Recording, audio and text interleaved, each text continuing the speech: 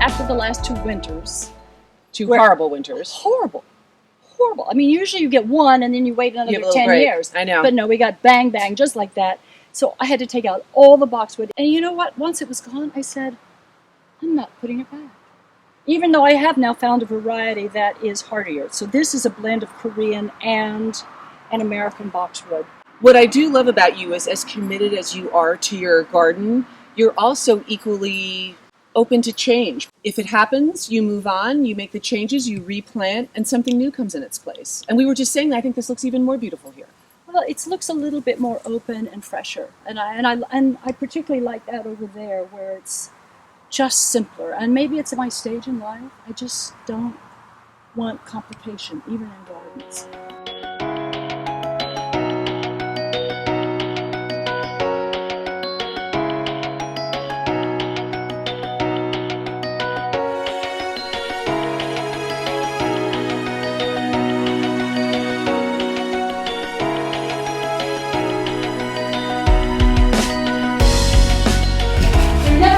Even my scales, obviously, we wouldn't want to use those for. But I had to take these down when I did this shoot for Baccarat because a 204-pound chandelier was hung here. Oh my gosh.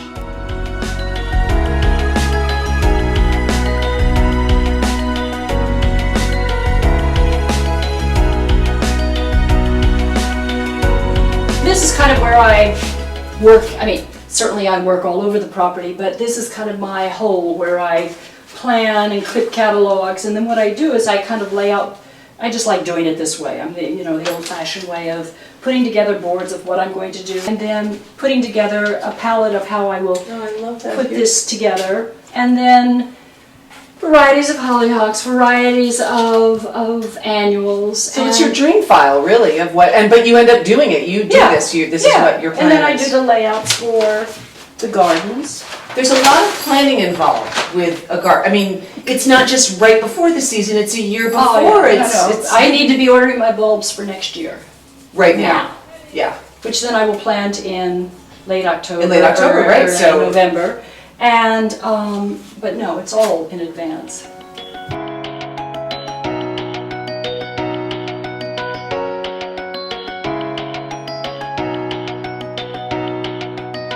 And the tomatoes I shift from place to place. You know, we're always changing and rotating. The annuals over there, I took out all my raspberry bushes because they've just not been producing at all. These are obviously those are carrots. New spinach has just been planted. We just took all the spinach. We'll start harvesting all of the basil now because we make pesto. Yum. And I love it with the fan. You're like over there. Over there. We took out the raspberries. Such a wise guy. Okay, it's yours. You can. I know it doesn't look so elegant. It's so fabulous. It was sandalwood, but of course that was from a trip from India a zillion years ago, and so all fragrance is gone. Anyway, it feels good. Your tomatoes look very, very happy. Everything looks very happy. Oh.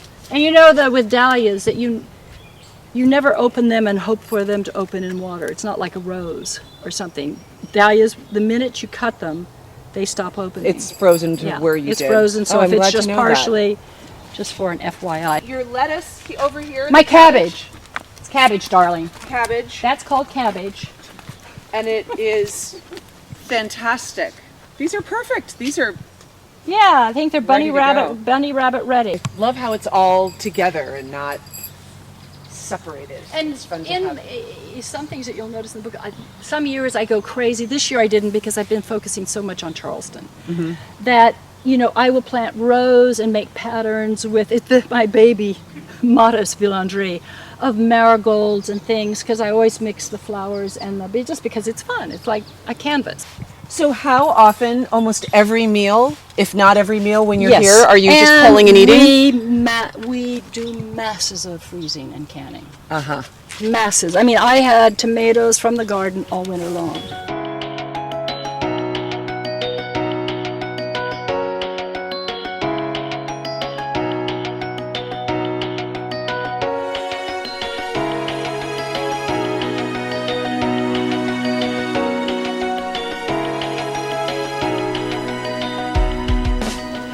So anyways, these are my gardenias that have to go into the greenhouse. Here you go, my dear. Why, Smell. thank you. Aren't they divine? Such a luxury to be able to I know. smell it, not in a perfume, but the real thing. The real thing. I love them. I told you that I put some my paintings, I got into that to put in my book, but then I've kind of gone on from flowers now. It's butterflies and birds all that. But everybody always thinks they're kind Little of watercolor, right? little refers Because to I remember you studying little watercolors. watercolors, but they're not so little. I mean, they're big watercolors. I mean, I can't believe you.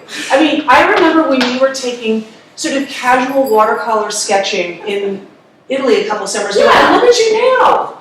well, Or you that's one of my birds. There's a bird. This is incredible. And then here's a couple. These will be the ones in the book. So it's half a butterfly.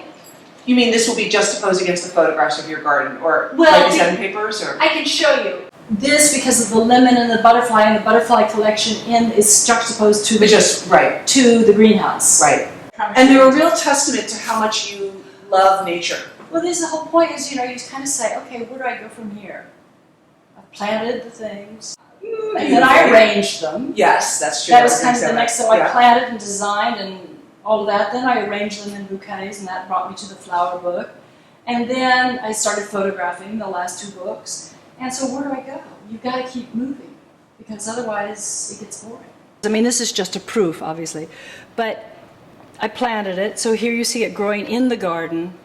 Here you see, mixed with the tulips, as I did this kind of as a little pagoda umbrella thing, the fritillaria. Here's the photography, the close-up, and then here's the painting, and that's kind of the concept. And it wasn't a concept I thought about, it was just something that evolved, and all of a sudden the concept came after the doing. I think that the thing that fascinates me about the garden, and I've had this garden for 33 years, is that you go through every season, and it really is like a love story, because you're madly in love with a certain flower or a certain place or a certain tree, and then some blight comes and kills it.